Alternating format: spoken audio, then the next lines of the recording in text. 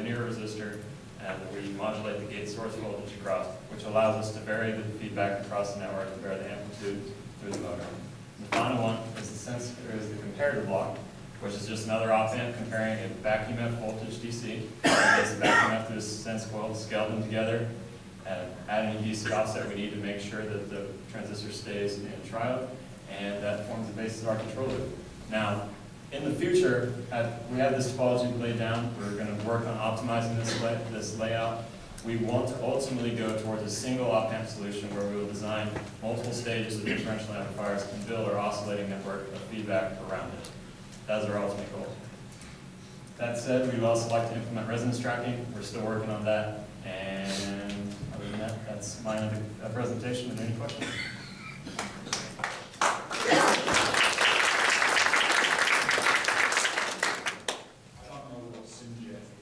Right. SynJet, as far as I can tell, is just a name. The way the SynJet motor works, and we'll be demoing this at our poster station. We have one of the motors on hand with a test bench ready to go. Basically, it looks like a speaker. It almost looks like a speaker. In a controlled tube, it oscillates at a low frequency. Ours is resonant frequency around 78 hertz. That's a specific motor we're designed to target. It basically just oscillates, and as it does, it shoots out jets of puffs of air that look like comets when you simulate them. And they get entrained and pulls other air with it. And basically, you fire these continuous jets across a passive heat sink and keeps your LED cool. And the advantage there is if you can keep the LED of a light bulb cooler by just a few degrees, you can drastically improve the lifespan of the LED light bulb itself, which is something that they're currently working on as LED light bulbs move higher in the market. So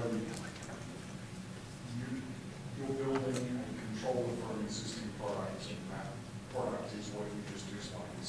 Yes. Okay, so are you given requirements in terms of voltage range? You know, does this thing work with a dimmer? If it's on a, it's a light bulb, does it work with a dimmer? If you've got a voltage range, are you there? We do have to make sure it works with the voltage range. Our primary goal this semester was doing R&D on the control loop, trying to maximize that. Everything else, we believe we can solve the dimmer problems.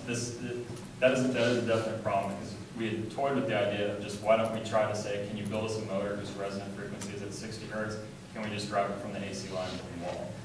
The problem you get into there is dimmer switches, and that's something we certainly have to look forward to and address in the future.